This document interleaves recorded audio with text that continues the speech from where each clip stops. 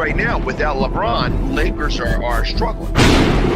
Let me tell you about a team I hate, all right? I know the Dallas Cowboy fan is here, so I had to make sure he knew how much I hate this team. I'm ready. I've often said that the people who run baseball, they try very hard to ruin it.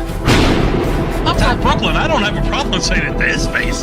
Oh, I'm from Brooklyn. Hey, guess any.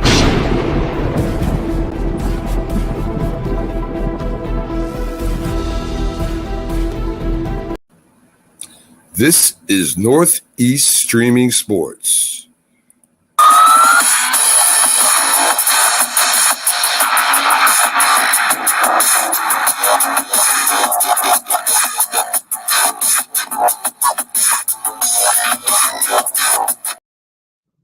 Good evening, everyone, and happy Friday. Thank you so much for joining me once again. I know y'all are glad it's the end of the work week. It is Friday, January 19th, 2024, and this is once again your girl, Sonja Pearson with NESSP at night. More sports news. Tonight, I got another guest, you guys. You know how I do it. This time, it's my friend, my brother, the one and the only Anthony Fernandez from NYG for Life Atlanta. Anthony, how are you? Good. How you doing, Sonja? Good. Thank you so much for joining me once again. You can tell us a little bit about you for my new audience who didn't get a chance to see you last time, but you guys check out the vault for about, I guess it was October we last spoke. Told him I would get him in here once the postseason hit. Neither one of us have a dog in the fight, unfortunately. Yeah. But Anthony, tell us a little bit about you. I know you're a Giants fan. Diehard Giants fan, diehard Ohio State fan. I met Sonja. We met about maybe 2 or 3 years ago. Yeah, if I'm not mistaken. Yep. Yes. Sonja had the Carolina Panthers club. She had our president on here, Captain Kurt. Yeah. So I met Sonja through him, and we just became the best of friends. Both fan clubs representing the New York Giants. She represents the Carolina Panthers. Diehard fan for both teams, and my Ohio State Buckeyes, of course. We share similar sports-ish. Similar sports tastes, and continue to talk about that and connected on that level. And I'm just happy to be here. You're a star now, so I'm glad to be here. Well, you know, you never forget. First of all, I'm trying to be a star. I keep hearing that, so I'm going to go ahead and just accept that. I appreciate the blessing.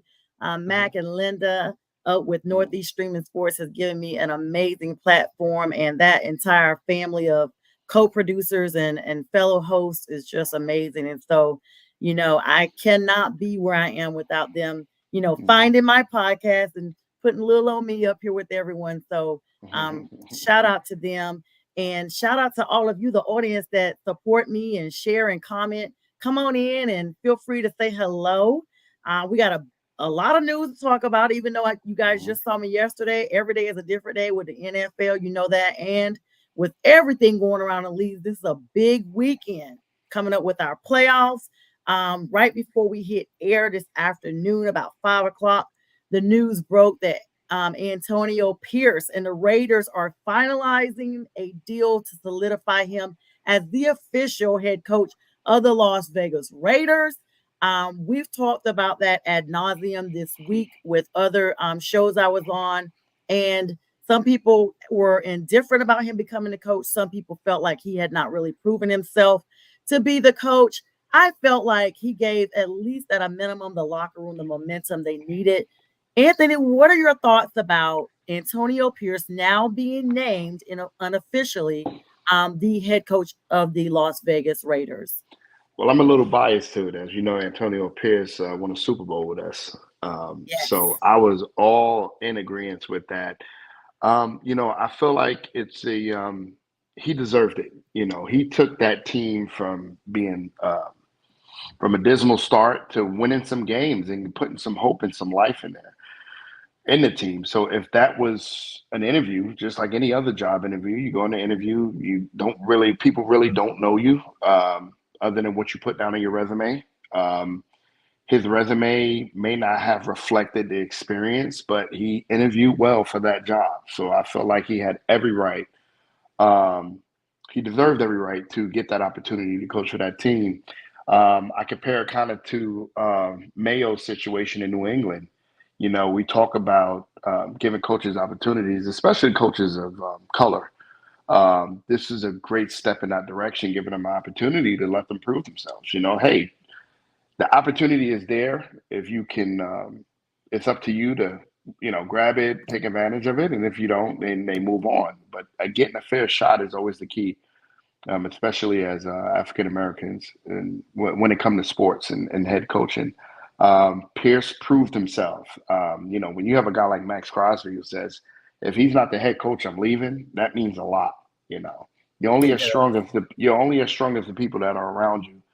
I'm in sales, so in any sports or team like atmosphere, your team is those are your soldiers. So if they're rallying behind the coach, you might want to keep them. Right. And we heard like some rumblings of Jim Harbaugh coming there with the whole Tom Brady connection. But looks like that's going to be a dull war right now. He will definitely not be coming with this, you know, going the way it plans. And you mentioned Mayo with New England. Now, a lot of people were on the fence, not because he was of color, but that is definitely setting a precedent in New England. But the fact that they felt like one of Belichick's children, his son, would have followed in his footsteps. But according to reports, Belichick had been shaping Mayo for quite a while. He actually had designated him as his successor. And so, you know, he put his stamp of approval there. So I guess, you know, Mayo's wife went on social media and was like, you know, putting him on a platform, congratulating him and what have you.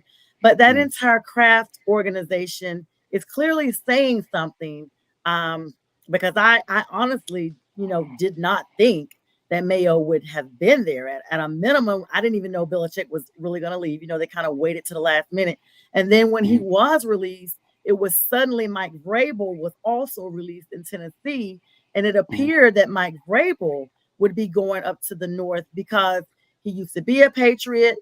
He has a lot of friends and colleagues in that locker room still amongst the staff and everything. And so it was really a shock. You know, the NFL is always not for long, so we shouldn't be too shocked that Mike Vrabel was not chosen to go to New England. But like you said, and I said, you know, they had already chosen Mayo as the successor. Do you think that Mayo, you know, we've seen the Patriots struggle for quite a while.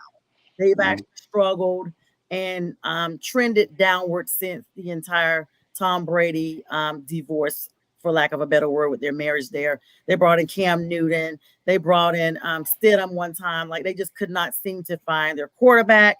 And even right now with Mr. Jones, that doesn't look promising. New England, are they a team with this new coach? Would it be innovative for them to kind of bounce back next season? Or do they solidly need to go ahead and try to find a good quarterback? And then hopefully the new coach can go ahead and get them together. And, you know, maybe in another year or two, they'll be good to go. In my opinion, I'm going back to that. Yeah, Belichick, from what I'm hearing, rumors are that he was molding Mayo the entire time, you know, and that's the Belichick way. You know, he's silent about his moves, and he'll shock you with some of them. But if anybody you want to trust a guy like Coach Belichick.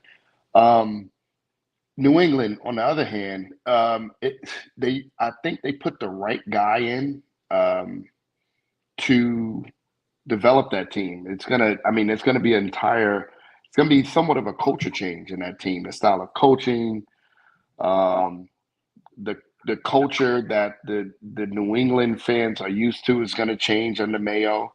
So he has to make it into what he feels like is good for him. Those are some big shoes to fill, but he doesn't have to fill the shoes. He has to create his own shoe. Do I think New England is going to be a good team? I think they're in a rebuilding process. They're going to have to shake some things up, and organization is going to have to be a little bit. You're going to have to be patient with Mayo, but there's an opportunity there, and I think Mayo. I haven't seen him. He has this first head coaching job, but if anybody I want to trust, like I said, is Coach Belichick. I think that team is going in a good direction, a really good direction. But just like any other team, gonna have to give them time. Gonna have to give them time.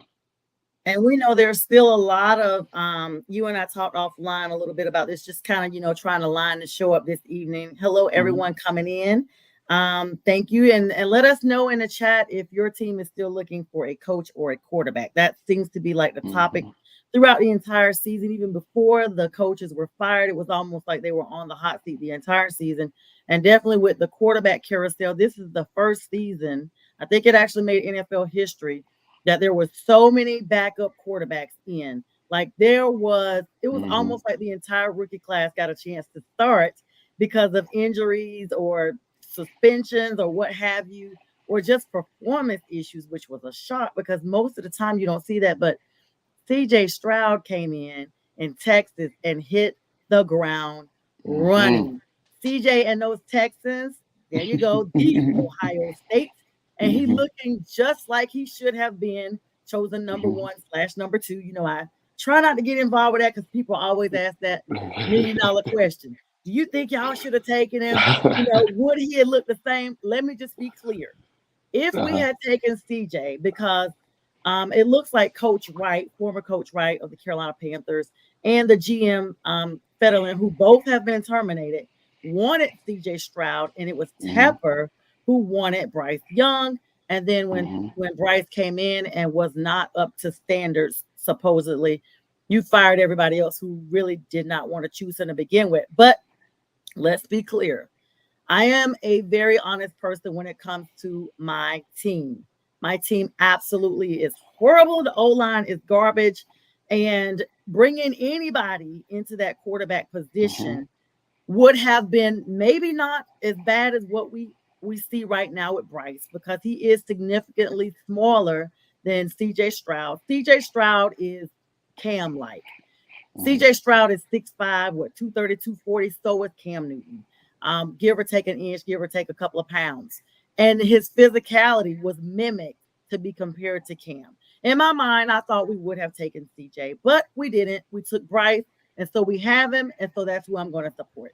I felt like with the O-line we had, however, they should have let Bryce come in and acclimate to the position rather than start him straight out. After all, they had the red rifle there, Andy Dalton, who was a veteran who could take those hits, who was physically stronger, who's been in the league longer.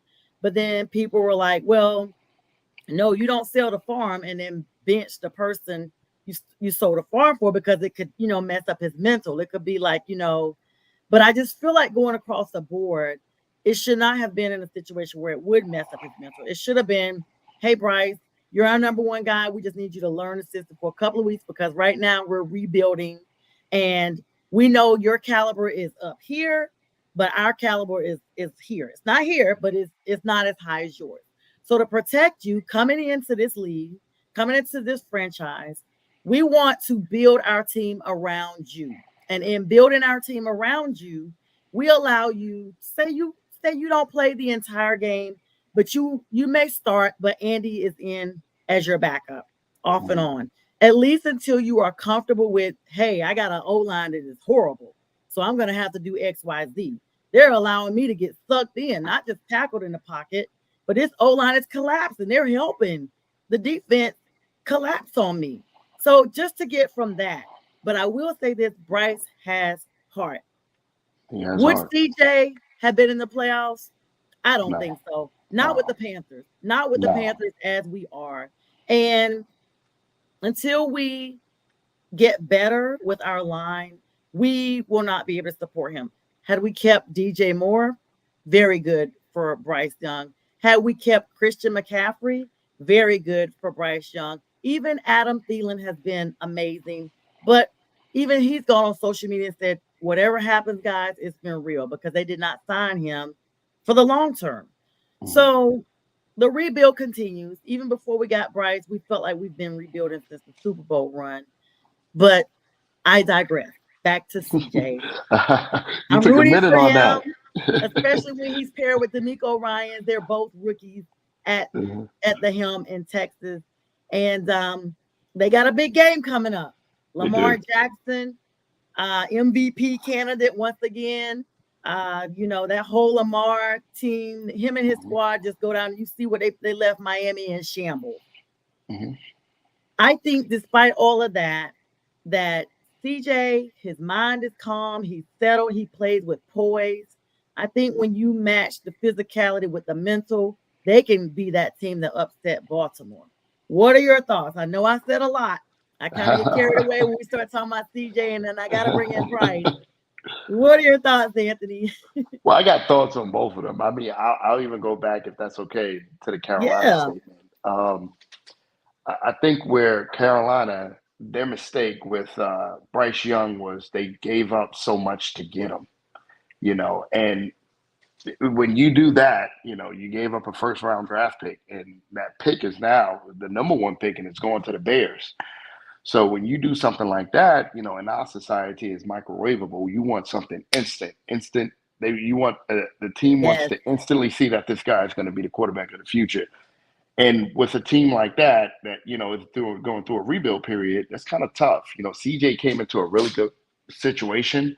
They had a really good offensive line going in. D'Amico Ryan came in with a boatload of first-round picks and picks as a whole. Got some young guys in, gave CJ Stroud the platform to show who he really was. And that's another guy who really wasn't really a top, and me personally wasn't considered a top 2 or 3 quarterback in the draft until the Georgia game. Mm-hmm. And that's when everybody was like, man, this guy is good. And he's coming out and he's showing exactly what he is. It's Bryce Young. You switch teams and you put Bryce on that Texans team and you put CJ on that Carolina team. Does Bryce Young, is he successful? Probably. Who knows? He has the dynamics. He may not be as big as CJ Stroud, but he can play some ball. He's a mobile quarterback. He pass the ball. He has an arm. So that's kind of what I wanted to say about that.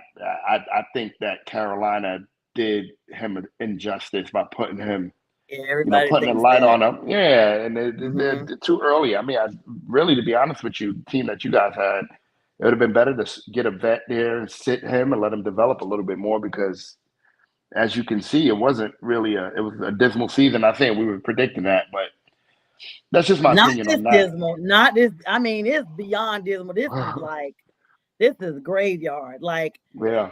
I thought we may be close to 500, not negative 500. This is the worst season we've had in Panthers history. And I do want to insert real quick because you talked about the exposure, and I know you're a big college football fan, and I'm definitely going to have you back on here even real soon, sooner than last time, because you're so knowledgeable in college. Marvin Harrison Jr. He was exposed. He was exposed in that Michigan game. Before that game, everybody, I'm sorry, not Marvin Harrison, Michael Penix, my bad. Okay. Was it Michael Penix? Yeah, who's the one that, Michael Penix. He's had the ankle injury, the 2 shoulder injuries, all that came out. His draft stock in that game against Michigan. I know you're a Michigan hater, so I don't even know if you watched the game. Big time. It was tough, but I got through it. But it was them who was the quarterback for Washington? Penix, right? Penix Jr. Yeah. He was exposed. His injuries were exposed. And we knew Michigan was probably going to win, even though I felt like, okay, come on, Washington, I want you guys to win. He's been injured. So the injuries came to light. And not only that, McCarthy and them showed them up so bad. McCarthy, who just declared for the draft a couple of days ago, they've compared him to Tom Brady. Just FYI for all of you guys who don't know, he's coming in. Watch for him in April in the draft. He's going to be predicted, him and Caleb Williams, neck and neck for that top draft position. It's going to be like another Bryce and CJ Stroud situation all over again. He was shown up, just like you talk about when people are shown up. They showed him up, so I feel like his draft stock is going to slip.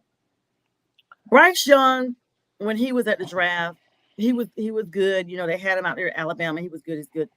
But what would I always say everyone that's good in college is not good for the league, because when you think about it, everybody in college is still at a minimum, even though they have the name and likeness and all that stuff now, they're still competing. They're competing to get the notoriety and to get the notice from the fans and everybody, so that the NFL will reach out and say, hey, we see you. But there's so many people that try to get in the league every year. There's hundreds, thousands of people that try to get into the league that are not even on a practice squad. And so it's so difficult to get into the league, because when you get to the league, you're playing with the best of the best already. So is it really, we see what CJ's doing. He's proven like, hey, I'm already up there. I thank the Lord and I thank my mom and I'm here. Do we think, because it was addressed to me on another show a couple of days ago, and I won't linger too long on the Bryce situation because I kind of can be, partial about my Panthers. I'll keep it moving after this. I just want to know a neutral opinion. Do you think that Bryce is really NFL ready? That's a good question. I don't know.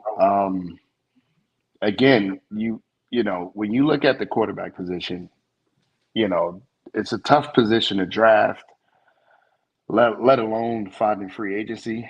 You have a quarterback, right? And he has to fit your style of offense, and your style of play. You can have a guy like a Justin Fields who goes to Chicago, doesn't have the weapons he needs, and struggle. I feel like if he goes to an offense that fits him better, like Atlanta, he'll be a lot more successful. So again, Bryce has to find a fit within Carolina, and that's kind of tough when your head coach is fired and you get with another head coach or another offensive coordinator. So the style of offense changes, the idea changes. That's tough on a quarterback. So I can't answer that question. I don't know. From what I'm seeing,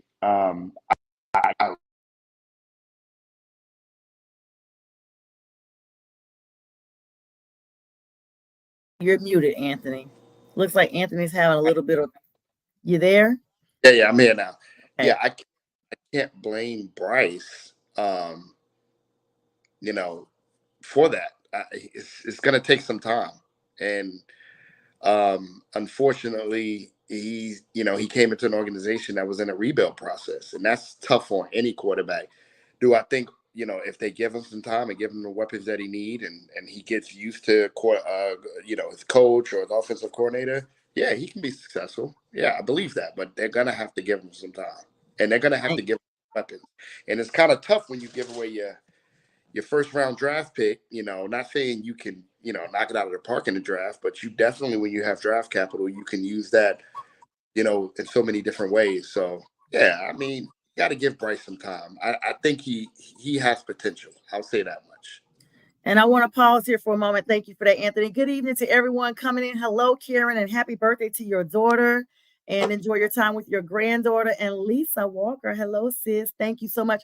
And Karen says she's pulling for Bryce. She said that he needs a supporting cast, and that's what we talked about earlier. This has been a quarterback carousel, so we're going to move a little bit away from Bryce. Thank you all for your comments. Thank you for showing love. Please share this. Sharing is caring.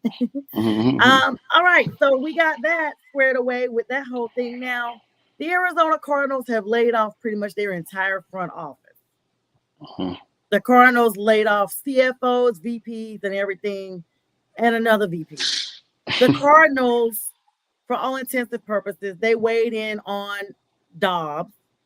Then, when Kyler Murray got ready to come back from injury, they went ahead and benched him in anticipation of Kyler coming back and balling out. Dobbs gets picked up by the Vikings, looks formidable for like 2 games, and then same old Dobbs. We're like, oh, okay, we see you, Dobbs. Like, wow, Cardinals, y'all were dumb. Y'all benched him.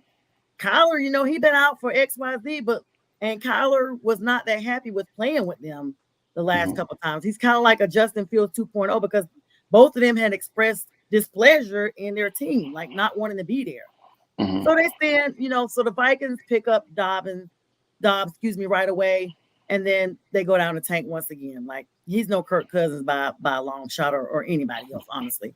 And so then you look, Kyler Murray comes and they go and beat the Eagles. Everybody's like, oh, snap. That's the Cardinals. what? Like the better, shocking until we saw that the Eagles really were not, flying high like we thought they were. And ended up losing. Like after they lost, that it was almost like their whole mojo was exposed, stolen. They said there's some stuff going on in the locker room that is, off-field drama. And hello, CJ, and hello to the man cave. What's up, guys?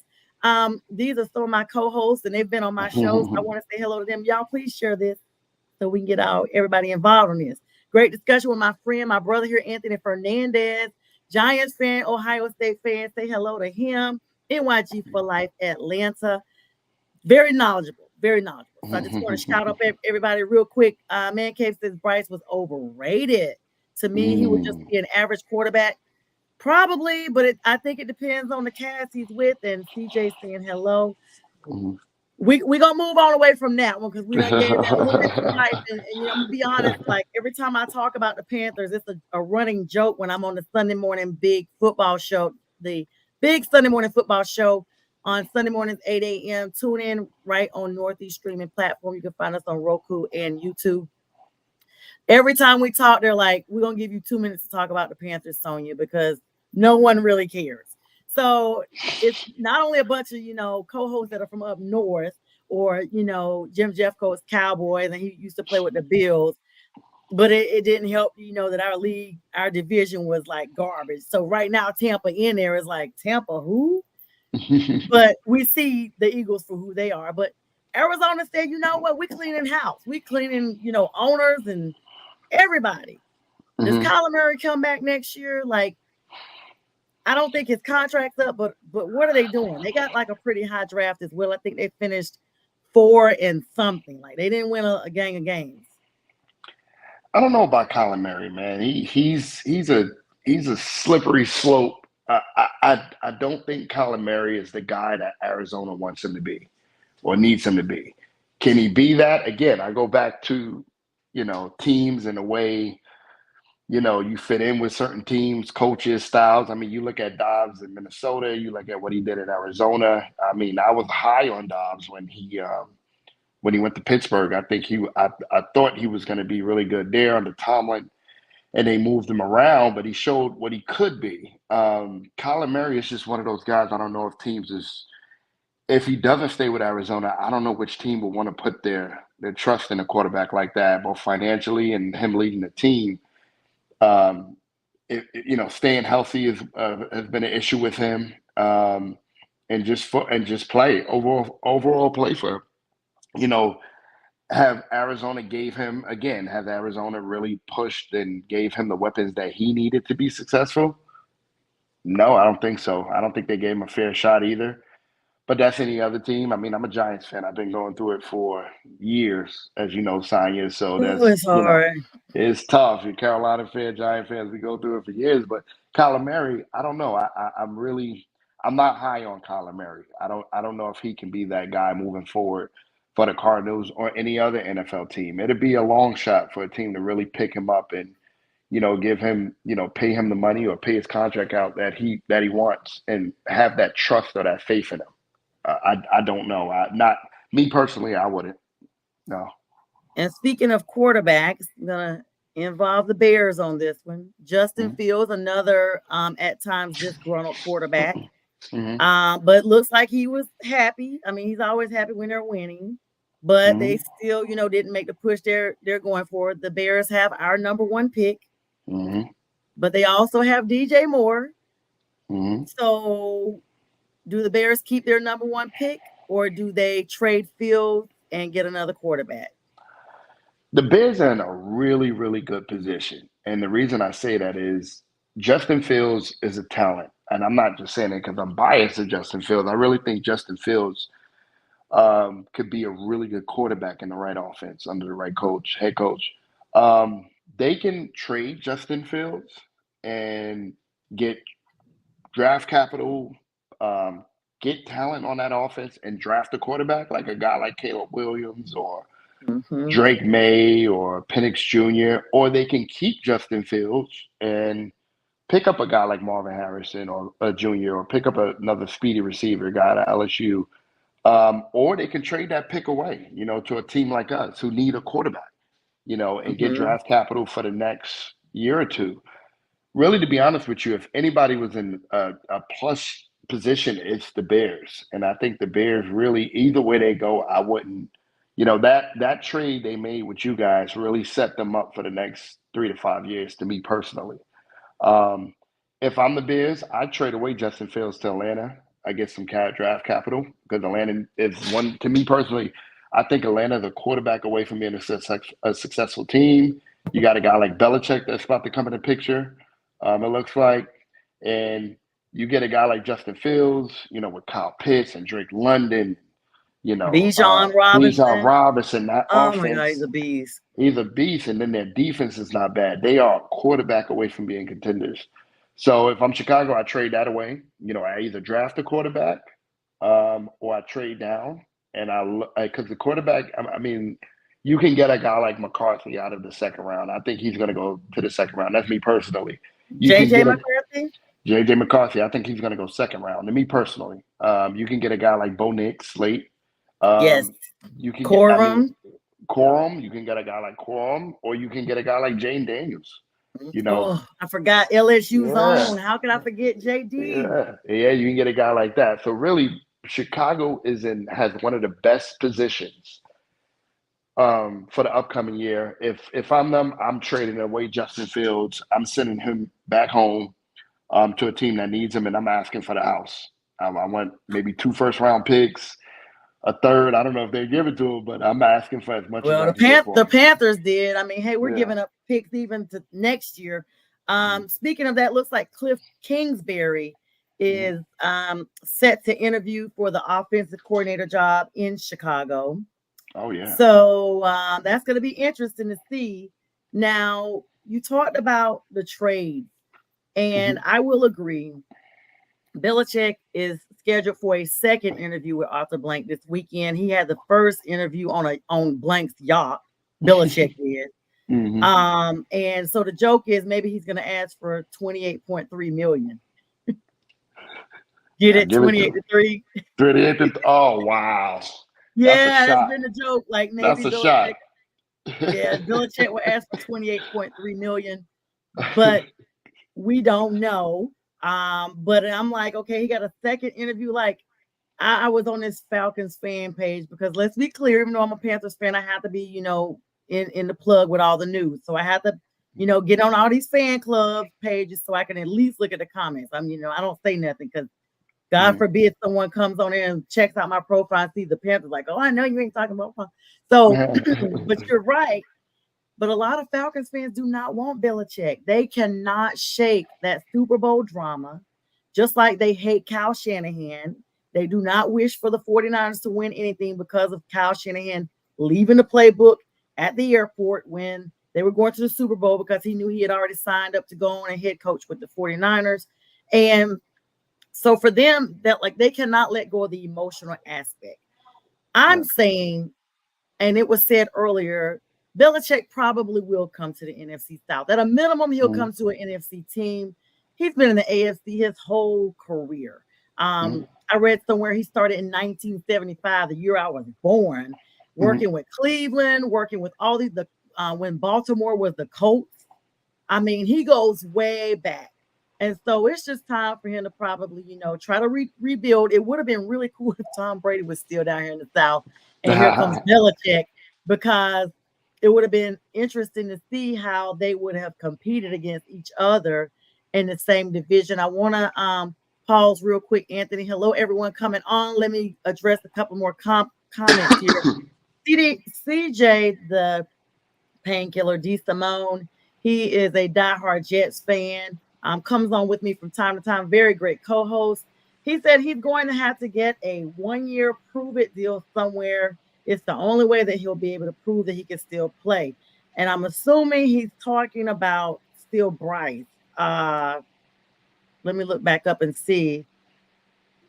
Yeah, I think they are talking about Bryce still. So I don't know.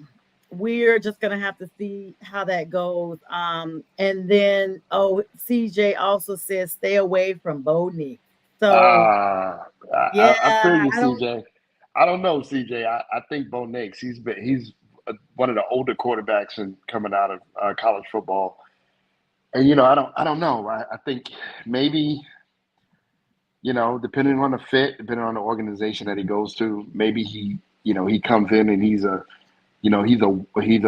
week one stud or he's a bust. I mean, Just never know.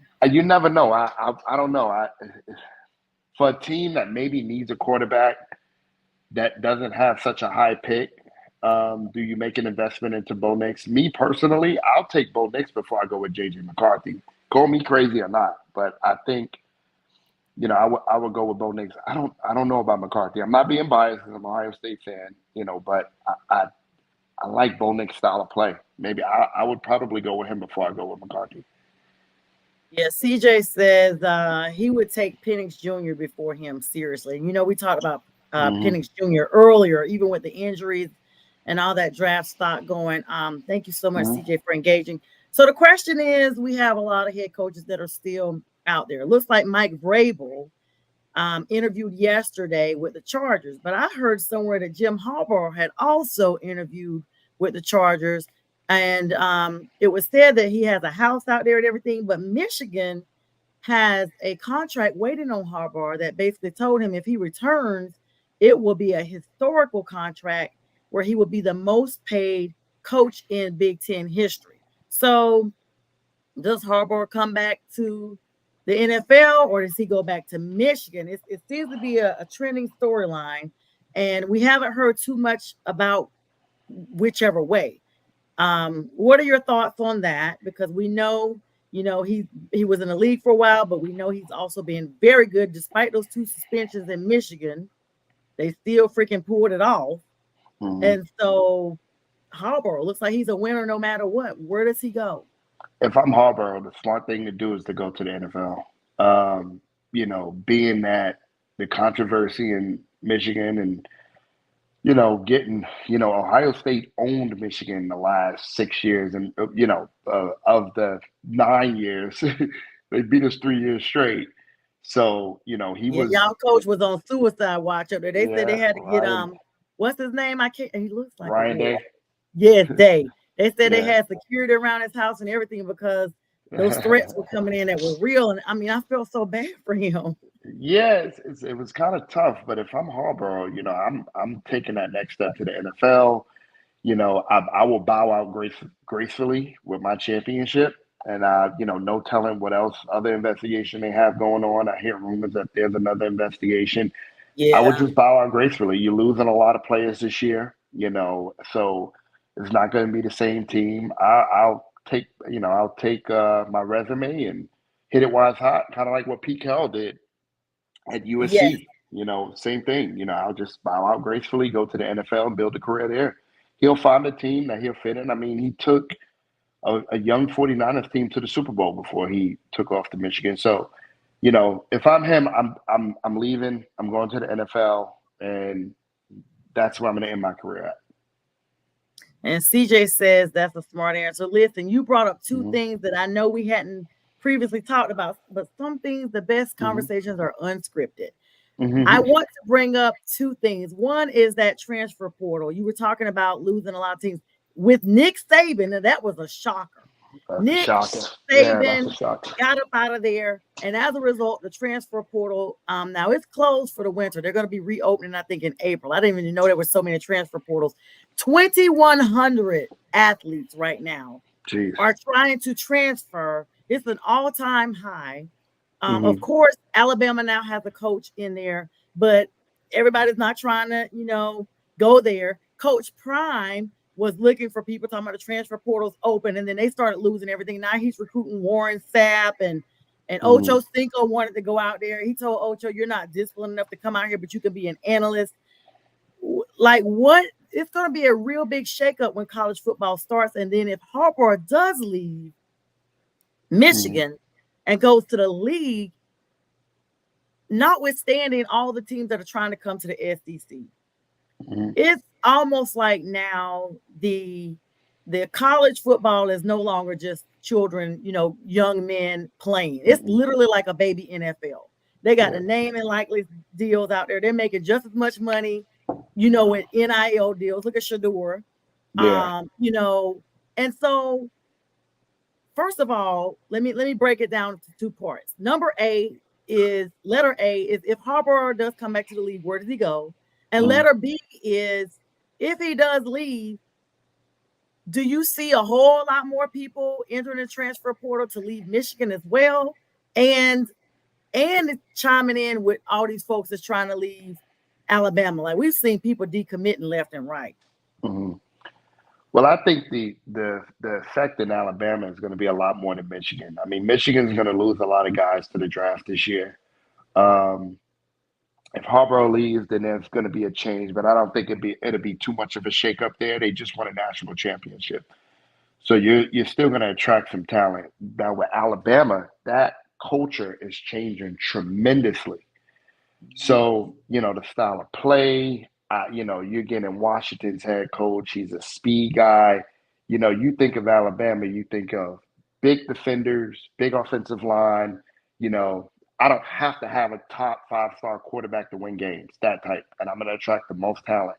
Well, prime Deion Sanders proved, he, proved them wrong. I can get the talent if I need.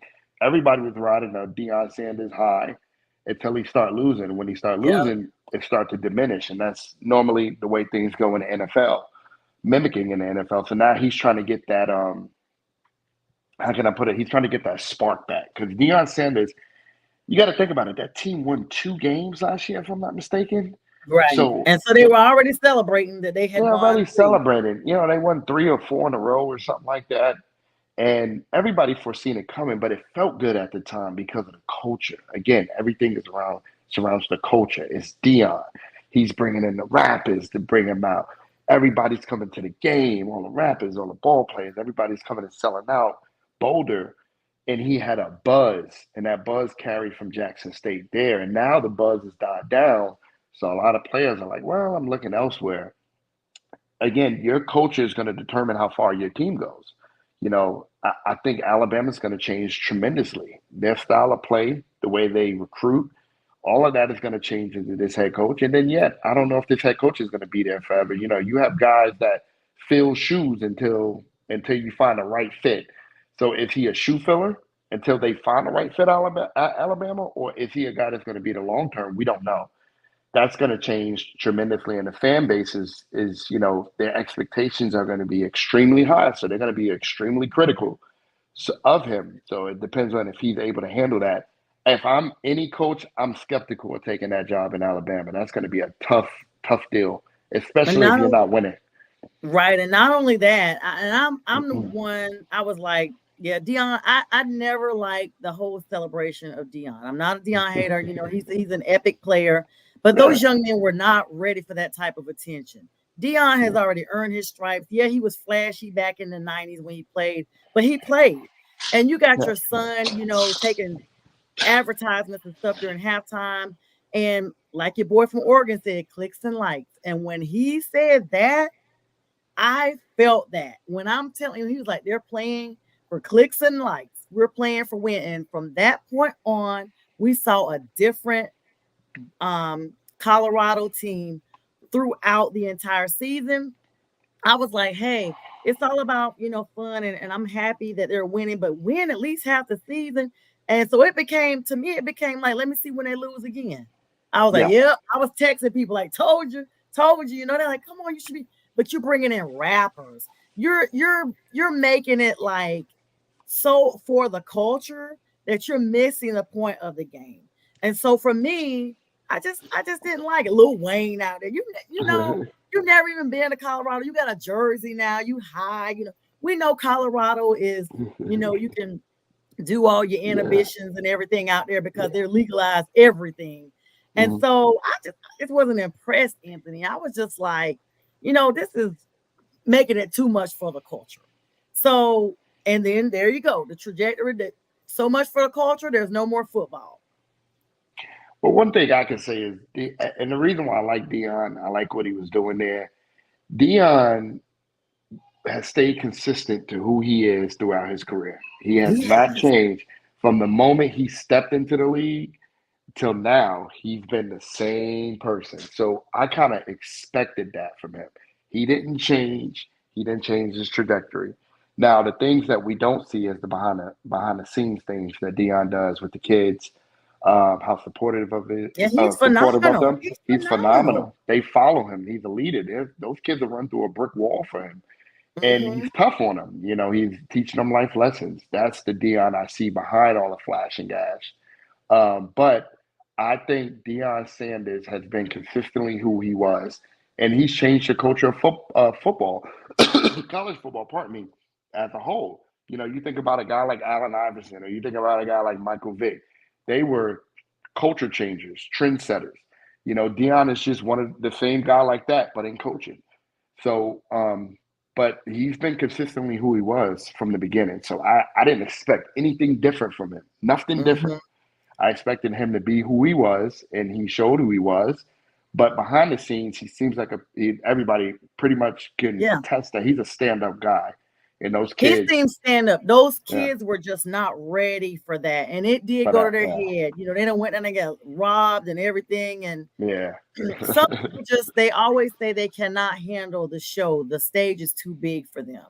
But hmm, they're probably humbled now, especially, with everything going on. We're probably going to see a different Colorado team coming back now. I think I so. only have about 10 minutes. This time runs by so fast. It's so great talking with you, Anthony. Hello, everyone still coming on. Let me address some more comments. Are you able to see the comment on the screen, Yeah, Anthony? I'm trying to read CJ's comment. It looks like That's he had who a it really is. good So one. Yeah. CJ before that talked about Harbaugh. If Harbaugh comes to LA, they will be in the Super Bowl in a couple of years. And I solidly Mhm. believe that. Now, CJ saying college football is flawed, too many conferences, too much Mhm. involvement with the committee. And Nick Saban did not like the whole NIL thing. So No, that's what I was that no. was part 2 of my question. You Hmm. know, he didn't want to get down with that whole, millennial, new trendy type stuff. He was old school. Hmm. But CJ is saying if the NCAA wants to do something radical, merge conferences and create a true playoff system, 16 teams, 8 from each side of the country, and let them square up. That way, your champion will not be gifted a title. I actually like Yeah, that. I I like that. literally Yeah. thought about those things. Like, how do they come up with all these people? You know, excuse me, they Hmm. had the Snub Bowl Hmm. because Florida and Georgia played in that because they both felt like they were snubbed. And then Florida starters were so snubbed, they were just like, we ain't playing. We're not Yeah, coming. you're not And then, coming. Kirby put up what he did. So yeah, that's what I agree with. What about you, Anthony? And hi, Reggie. We'll get to your question shortly. Reggie, thanks for coming on. Yeah, I mean, when you think about the me and a couple of buddies of mine have had debates about this, and it can go either way. The whole NIL situation, you're taking 18 and 19-year-old kids and you're stuffing a bunch of money in their pocket, and you're telling them, okay, let's concentrate on school and play some football, but I'm going to reward you for doing that. You isolate everything else. You think about the NFL. I read a stat the other day where it said Marvin Harrison Jr. was slated to make more money playing college football than NFL football his first year. Right. I saw So, that. I don't know. Is it a recipe for disaster? Maybe. You bunch of kids. I mean, coming out with a ton of money. They don't have any. You know, first of all, graduating from college is not on their mind.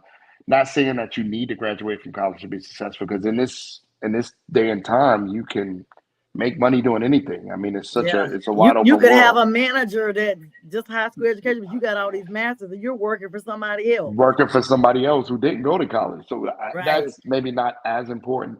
And I hate to say that; it may sound a little bad, but the playing style on the field. A lot of players now are looking at, you have to protect your health, but they're not going to put too much of an effort on the field, because they've already got their reward. There's nothing else to work for. Going to the NFL now is going to be all about just the title, not necessarily financial gain. So, you got a lot of dinosaurs like Nick Saban, and other coaches who don't agree with that, because they want, kids to value hard work and what it takes to get to that next level, opposed to just getting a free education. But then on the other end, these kids are risking their lives out there on the field, risking their health. If they blow out a knee or tear out a shoulder, They They're blow their done. chance for going to the NFL. Mm-hmm. So I agree with that tremendously, that they should be rewarded in some way, just in case something like that does happen.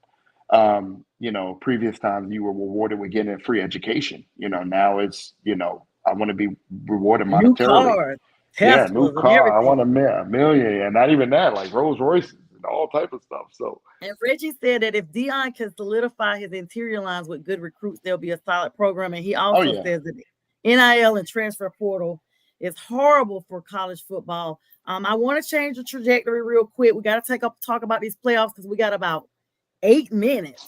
oh man, And it's a lot to talk about. We got to gear it. yeah, We're having such a good time. The comments is coming in. You yeah, guys have been yeah. engaging. So we appreciate y'all. Anthony Fernandez here tonight, guys, with me. Big Ohio State fan, big Giants fan, my brother, my friend. Very knowledgeable, as you see, and we have just been engaging with everybody. So happy Friday to everyone. Hope y'all are staying warm. The playoffs. Yes. Now, we touched a little bit about CJ earlier. We'll come back to that. Bills Mafia. They're predicting, like, you from New York, but I know this is upstate, West New York, whatever it is. They're predicting like another 300 feet of snow. I'm being funny, and so the game may be delayed again. But Kansas City, for the first time, Patrick Mahomes is having to travel in the postseason to face Josh Allen in New York. Now, the point spread is that they gave Kansas City 3 points just to try to make it even. I don't even think that Kansas is going to pull it out. I'm pretty sure Josh Allen is starting to heat up, or do Kelsey and crew look good? Now, Kelsey has not been that consistent. Pacheco, I mean, we just see a different Chiefs at times. What are your thoughts?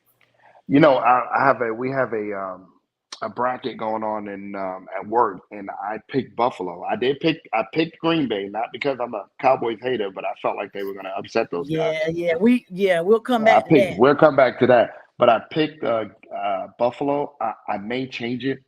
Gabe Davis is not playing, and they have a couple of other injuries. Yep. So I may change that to Kansas City. Kansas City is not afraid of that weather or the cold. It's Patrick Mahomes. You're taking a few weapons away from Josh Allen. Right now, I'm going with Buffalo, and I hate to be undecided, but that may change in the next 10 hours. It could be game day decision, like how they it's a bring you game the time decision injury. for me. Game day decision, game Day time decision. Yeah. So I think I'm taking Buffalo. Without Gabe Davis, that could change. Okay, so all right, so we got that on that. I'm just not sold on the Chiefs. They've been up and down. I feel like Patrick Mahomes has been lucky at best in a couple of his wins.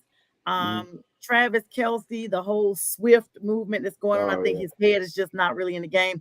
He needs to just go ahead and marry her or whatever so he can get through that part and play ball. I love them together. I'm happy for them. I hope they last forever, honestly. But I just see a different Travis right now, and I'm a Travis fan. I just see a different Travis, and a very frustrated Chiefs at times, and on the road going through time zones, and then facing that weather. Yes, Kansas City is cold, but Buffalo up north is a whole different type of winter, and so I'm not sold on them. But I got you. I'm gonna ride with the Bills. Yeah. We will talk real briefly the Texans and the Ravens. The Texans are going to give the Ravens a run for their money, but I'm taking the Ravens. The Texans have a lot of confidence going into the game. They're going to Ravens have home field advantage. Texans have the confidence. They're not scared. I think the Texans make a statement for next year, but I think this is the Ravens' year, at least to make it to the Super Bowl. Yeah. But if it's not, if the Texans upset the Ravens, will the Texans go all the way? My goodness. I mean, if the Texans upset the Ravens, I don't see really anybody standing in their way. I don't. I mean, I'm sold on San Fran winning a chip this year. I am. I think Kyle Shanahan gets his first one this year. But in the AFC, if the Texans beat the Ravens somehow, that's going to shake up a lot. And I think it's possible. I just don't think, CJ Stroud is my guy all the way, and he's proven that he can play. But I think that that playoff experience Lamar has, And what the Ravens have done and proven beating teams, solid teams like Philly and like San Fran handily. They made a statement in the regular season. I'm just hoping they can reiterate it in the postseason. But Texans are not scared of them. I think it'll be a tight game, but I think the Ravens come out with the win. You talked about the 49ers. Does Green Bay belong here? They're playing the 49ers this weekend. Does Green Bay belong here, or did they just take advantage of an outcoached, outplayed Dallas Cowboy, confused Dak, confused CeeDee Lamb? We saw them having exchanges on the sidelines, almost like Dak was parenting CeeDee for all intents and purposes. Does Green Bay belong here? Does Green Bay belong here? They played a Dallas team that showed us year after year who they are. I picked Green Bay only because LaFleur was a part of that staff that Dan Quinn was on, and he was also a part of the staff that Shanahan was on. So if anybody knew Dan Quinn's defense, it was LaFleur, and LaFleur took full advantage of that. Nobody paid attention to that. I think the Cowboys showed us who they were. They consistently are. They're good teams in the regular season. They break down towards the post, or moving towards the post. I saw the breakdown. The Cowboys, and I know we short on time, but the Cowboys started to break down. The Detroit game, they shouldn't have won. The Miami game, they lost. I saw it coming. Do you think that player was eligible? I can't remember his name, Edelman or whatever. Was he eligible? Yeah, I think he was. They wanted to confuse the defense, so all three linemen walked up, and the eligible one said, "I'm eligible." So that's only fair. As a result, the whole ref team gets pulled from the postseason. Yeah, that was messed up. Yeah, that was really messed up. But back to that question: does Green Bay belong here? Yes, they beat a good team. They do belong, but I think San Fran is going to wipe the floor with them. I really do. San Fran's been rested. San Fran's been rested. I'm not too sold because Green Bay has consistently shown us that once we count them out, we should not have. And Jordan Love is looking like he wants everyone to love him. However, there's another NFC contender, the Detroit Lions, that are for real. They've been sitting there for 30 years waiting on a championship. I do want to say real quick about Dallas. Dallas renewed Mike McCarthy, much to the chagrin of Dallas fans and the fact that Jerry Jones wants a Super Bowl.